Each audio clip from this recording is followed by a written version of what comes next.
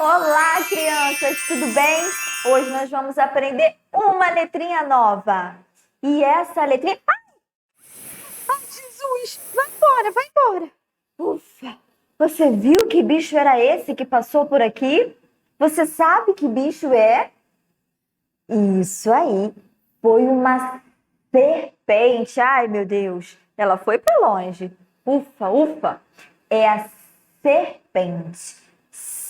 Serpente. Ah, é essa letra mesmo que nós vamos falar hoje. É a letrinha que tem esse som, ó. Faz junto comigo? É a letrinha S. Olha aí, até que ela parece uma serpente mesmo, né? É a letrinha S que faz esse som. Dá um pouco de medo, mas não fica com medo não, ela já foi embora. Vamos lá. Se a gente coloca o S e do ladinho dele a letrinha A, como que vai ficar isso, hein? Vamos lá? Sa. Sa de sapo. Olha o sapo pulando. Eita, acho que ele vai se encontrar com a serpente. Se a gente coloca o S do ladinho do E, Sé. O que forma, hein? Qual é a palavrinha que a gente pode fazer com Sé ou com E? Se.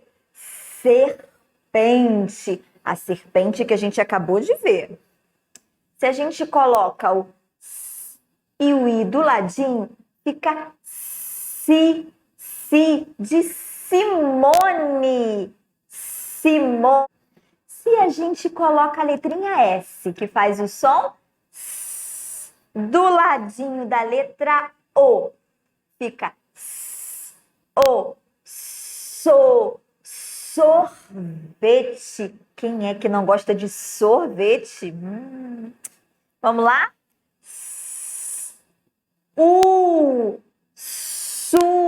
Sudeste.